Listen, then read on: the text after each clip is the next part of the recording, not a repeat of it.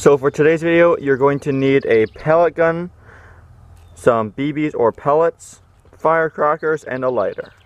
So the pellet gun we're using today is this Chinese one I got from a hawk shop. It is fully wooden metal, and it says it's 450 feet per second. So it's pretty cheap. It was like 40 bucks, which is the one I'm using in today's video. It's a brake barrel spring powered gun. I wouldn't recommend doing this with any other more expensive gun or a gas powered or electric pellet or airsoft gun, but that's the one we're going to be using today.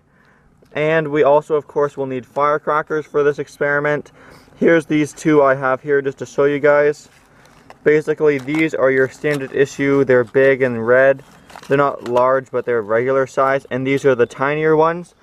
Now the red ones here, I believe, are around 6mm diameter, which is the same size as an airsoft BB. These are too big for a pellet gun. You want the smaller ones, and they actually fit perfectly. This is a .177 caliber pellet gun. As you can see, they fit perfectly just like that in the barrel. So we're going to go ahead and do a baseline test using the regular brake barrel action. As you see, break it in half. Pop it back in place. The eBay one has trouble sometimes. And then go ahead and shoot. And we're going to do that, and then the firecracker, and see how much more powerful it is. So first things first, for the baseline testing, I'm going to take one of these ball bearings. Turns out they're a little too small, so I'm going to go ahead and drop it in the lid of this tube of high temp disc brake grease. And all that allows me to do by mixing it around is adds a nice little coating to the outside, so that when I put it in the barrel, it sits nicely instead of just rolling all the way through. Let's go ahead and crack it closed and do a shooting test at this little tin can. So there's the can. It's actually a pretty heavy duty soup can, so it's definitely not going to go through. It might dent it pretty good though. So I'm going to try and aim with no real sight. Here we go. Firing in 3, 2, 1. Let's go check out the damage. Well, I stand mistaken. The lube might have helped seal it up real good. We have an entry and an exit hole. Let's try the firecracker. Alright, so now for the firecracker test, we're going to start with the BB first. So again, BB in a little bit of grease.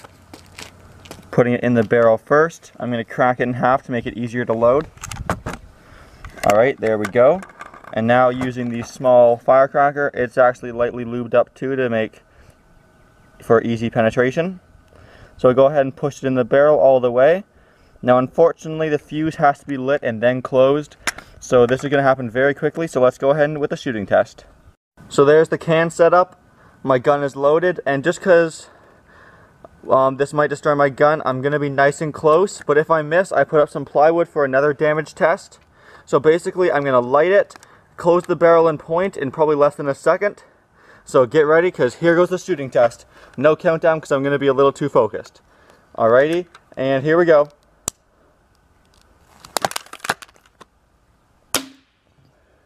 Alright, I think I missed a little high. Here's another round loaded up. Let's try again.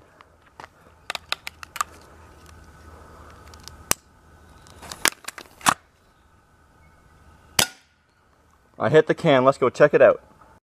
Alright, so there's the hole it made in the can, entry and exit. As you can see, it's very similar to the one made by the spring powered BB.